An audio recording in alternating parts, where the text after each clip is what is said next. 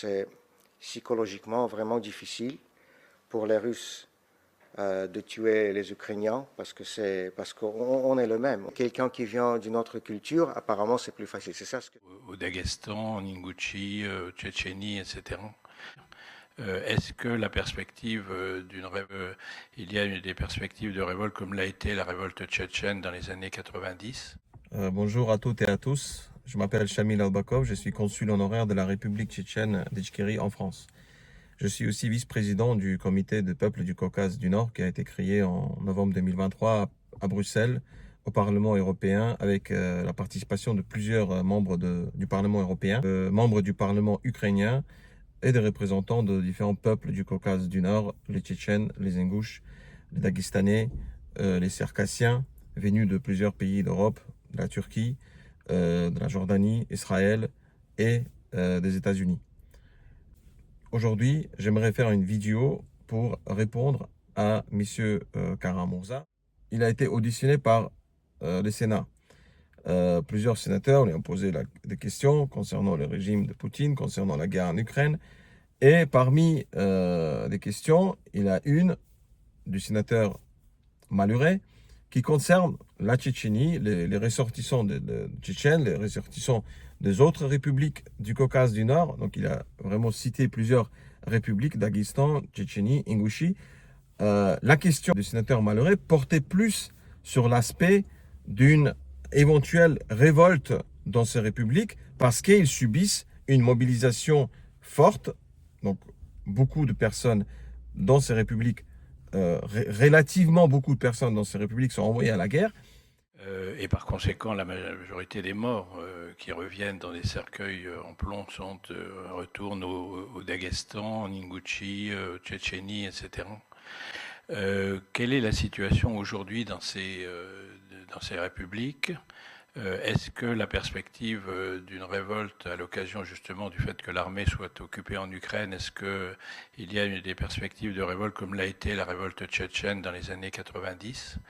Et plus généralement, comment définiriez-vous cette situation de ces minorités, de ces républiques? Est-ce une situation coloniale ou est-ce que c'est quelque chose de plus compliqué? Et en répondant à cette question, M.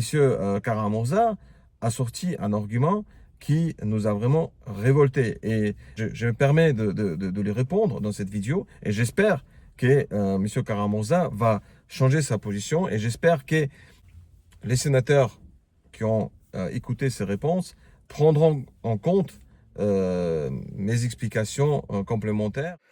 C'est absolument vrai que beaucoup de militaires russes en Ukraine viennent de ces républiques-là, du Caucase, de l'Est, en Sibérie et tout ça. Plutôt, les raisons sont économiques. Quand on a parlé avec vous, Madame la vice-présidente, ce sont les régions très pauvres. Beaucoup plus pauvres, évidemment, que Moscou et Saint-Pétersbourg, mais aussi beaucoup plus pauvres que des régions de la Russie centrale. Et le ministère de la Défense russe offre pas mal d'argent aux gens pour aller sur cette guerre. Et ces gens-là qui n'ont pas d'argent, qui n'ont pas de perspective, qui n'ont rien dans cette région éloignée et pauvre, il y a beaucoup de gens qui acceptent cet argent et vont à la guerre. Il y avait aussi, j'ai parlé à Strasbourg hier, dans le cadre de la session de l'Assemblée parlementaire du Conseil de l'Europe, je parlais avec une collègue qui travaille beaucoup avec des prisonniers de guerre des deux côtés. Donc elle a parlé beaucoup avec des prisonniers de guerre ukrainiens qui ont été libérés de la Russie et des prisonniers de guerre de Russes qui sont actuellement en Ukraine encore. Et il m'a dit qu'il y a une autre raison pour le fait que le ministère de la Défense russe prend tellement de représentants de ces minorités nationales, parce que apparemment ils disent que c'est psychologiquement vraiment difficile pour les Russes de tuer les Ukrainiens, parce qu'on est le même, on est les mêmes. Hein, ce sont des peuples très proches, comme tout le monde sait. On a presque la même langue, la même religion, des siècles et des siècles d'une histoire commune. Mais si c'est quelqu'un qui vient d'une autre culture, apparemment c'est plus facile. C'est ça ce que cette collègue m'a dit hier. Je n'ai jamais pensé à ce point-là. Pour moi, c'était surtout économique, les raisons. Mais maintenant, quand elle me l'a dit hier, j'ai commencé à réfléchir de ça aussi. Et comme vous avez dit, exactement, il y a beaucoup plus de victimes de guerre entre ces peuples-là aussi. Il y a des cercueils retournent. Et on voit surtout ça de gens, oui, comme vous avez dit, de Daghestan, de Tchétchénie. Mais la Tchétchénie, c'est une histoire différente. Le régime de Kadyrov en Tchétchénie, pour moi, c'est vraiment la pire partie du régime de Poutine russe. Je ne peux pas même trouver des mots pour parler de ce qui se passe en Tchétchénie. Mais même dans d'autres régions du Caucase, Ingouchetie, Daghestan, mais aussi c'est l'Orient de la Russie, c'est l'Est, c'est les régions comme Bouriatie, par exemple, et Yakoutie, là-bas, vraiment à l'Est, à nord-est de Sibérie. Il y a beaucoup de militaires qui viennent de ça. Et bien sûr, on sait que maintenant, il y a beaucoup de militaires étrangers. Corée du Nord, mais aussi, vous avez vu hier les nouvelles de l'arrestation des soldats chinois maintenant par les Ukrainiens, les soldats chinois qui étaient avec l'armée russe en Ukraine et contre l'Ukraine. Et en fait, ça c'est assez illustratif aussi, le fait que Poutine maintenant doit trouver des soldats au dehors du pays. Parce qu'on a vu que le ministère de la Défense russe doit augmenter tout le temps le somme d'argent qu'il donne aux gens pour aller à la guerre, ce qui dit à moi qu'il n'y a pas assez de gens qui le veulent. Et donc, ils doivent faire plus et plus et plus et plus, mais en fait, il y aura une limite à ça aussi à un moment donné. J'aimerais faire une vidéo pour répondre à M. Kara-Murza. Et dans le contexte de cette réponse, je vais évoquer plusieurs sujets, notamment qui est M. Kara-Murza, comment il a été libéré, la situation au Caucase du Nord, la situation en Tchétchénie en particulier, la participation de ressortissants de peuples du Caucase du Nord à la guerre en Ukraine, donc dans l'armée russe. Tout ça pour donner une image réelle de la situation concernant le peuple du Caucase du Nord. M. Kara-Murza est une personnalité d'opposition russe très connue. Il a toujours combattu les régimes de Poutine depuis les débuts. Il a été persécuté. Pour sa condamnation forte de la guerre en Ukraine, il a été emprisonné finalement et il a passé plusieurs années en prison. L'année dernière, il a été libéré suite à un échange qui a été organisé par les États-Unis et l'Allemagne avec la Russie. Donc la Russie a réclamé la libération, le retour d'un agent FSB que Poutine avait envoyé en Allemagne en 2018 pour tuer un ressortissant tchétchène, un ancien membre de la résistance tchétchène qui avait combattu l'armée russe en Tchétchénie. Donc, il vivait en Allemagne, il était réfugié politique avec sa famille et Poutine a envoyé donc cet agent FSB qui s'appelait Krasnikov pour les tuer. Donc, il a tué en plein Berlin en lui tirant dans le dos après la prière de vendredi. Il a été attrapé par la police allemande, il a été condamné et il était en prison. Dans l'accord que les États-Unis ont trouvé avec la Russie, ils ont donc décidé de céder à la demande de Poutine, de libérer ce tueur à gages, de le rendre à la Russie en échange de la libération de plusieurs personnalités de l'opposition russe connues comme parmi eux donc M. Kara-Murza. Quand on a su que cet échange a eu lieu, on était révoltés, pas pour les personnes qui ont été libérées. Nous sommes contents pour eux, nous sommes heureux pour eux, nous sommes contents qu'ils ont pu retrouver la liberté, leur famille, qu'ils ont pu quitter la Russie. Par contre, nous étions révoltés à cause du fait que dans la liste des personnes libérées, n'avait aucune femme, aucun homme d'origine tchétchène, d'origine du Caucase du Nord, en sachant que nous avons de milliers de personnes qui sont aujourd'hui dans les prisons russes pour des motifs politiques, pour des raisons politiques, et surtout, beaucoup parmi eux sont dans le prison pour des actions qui ont été commises par leur famille, par leurs proches, par les membres de leur famille, par leurs proches, comme par exemple Zarema Moussaïva, qui est en prison, qui a été emprisonné par le régime de Kadyrov, qui est actuellement dans la prison russe, juste parce que ses trois fils sont ici en Europe et ils s'expriment contre les régimes de Poutine, contre les régimes de Kadyrov.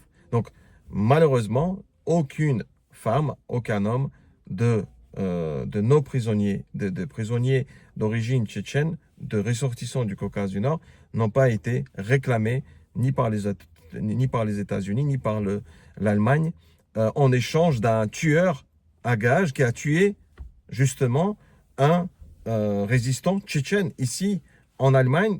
Ça nous a révoltés et nous avons donc manifesté à l'époque devant le consulat des États-Unis et le consulat de l'Allemagne à Strasbourg pour exprimer notre protestation. Maintenant, revenons au sujet de la vidéo. Donc, ma réponse à M. Karamurza, il a été auditionné par le Sénat. Plusieurs sénateurs lui ont posé des questions concernant le régime de Poutine, concernant la guerre en Ukraine. Et parmi les questions, il y a une du sénateur Maluret qui concerne la Tchétchénie, les ressortissants de Tchétchènes, les ressortissants des autres républiques du Caucase du Nord. Donc, il a vraiment cité plusieurs républiques, Daghestan, Tchétchénie, Ingouchie. La question du sénateur Maluret portait plus sur l'aspect d'une éventuelle révolte dans ces républiques parce qu'ils subissent une mobilisation forte. Donc, beaucoup de personnes dans ces républiques, relativement beaucoup de personnes dans ces républiques sont envoyées à la guerre. Et en répondant à cette question, M. Karamurza a sorti un argument qui nous a vraiment révoltés. Et je me permets de lui répondre dans cette vidéo et j'espère que M. Karamurza va changer sa position et j'espère que les sénateurs qui ont écouté ces réponses prendront en compte mes explications complémentaires. M. Karamurza a dit que le grand nombre de personnes recrutées dans l'armée russe dans les républiques, dans les différentes républiques nationales, parmi les minorités, on va dire, qui vivent en Russie, s'explique par le fait des personnes de différentes origines, donc tchétchènes, ingouches, daguestanais et autres, les tatars, les bashkirs et autres, ont moins de mal, moins de remords à tuer les Ukrainiens que des soldats d'origine tout simplement russe. Donc, c'est une remarque complètement discriminatoire, complètement incorrecte, fausse. Et j'appelle M. Karamurza à corriger sa position sur cette question. Il est inacceptable que la responsabilité pour des crimes de guerre que l'armée russe commet aujourd'hui en Ukraine soit remise sur des peuples qui sont forcés de faire partie de la Russie aujourd'hui. Les Tchétchènes ont résisté, ont voulu se séparer de la Russie, ont proclamé leur indépendance, ont créé un État indépendant, mais ont été exterminés, ont été forcés de rester dans la fédération de la Russie et, par conséquent, faire partie de l'armée russe quand la Russie attaque différents pays. Dire qu'un Tchétchène, ou un Ingouche, ou un Daguestanais, ou un Tatar, ou un Bashkir a moins de remords pour tuer des Ukrainiens, c'est complètement discriminatoire. Ce ne sont pas les Ingouches, les Tchétchènes et les Tatars et les Bashkirs qui appuient aujourd'hui sur le bouton pour bombarder l'Ukraine. Ils n'ont même pas l'accès à ce genre de technique militaire. Les Kinjal qui sont envoyés sur Kiev en grand nombre, ce ne sont pas les Tchétchènes qui les envoient. Ce ne sont pas les Tchétchènes qui envoient des milliers de Shahed tous les soirs, toutes les nuits sur Kiev et d'autres villes ukrainiennes. Donc, c'est complètement faux et complètement incorrect d'avoir dit ça.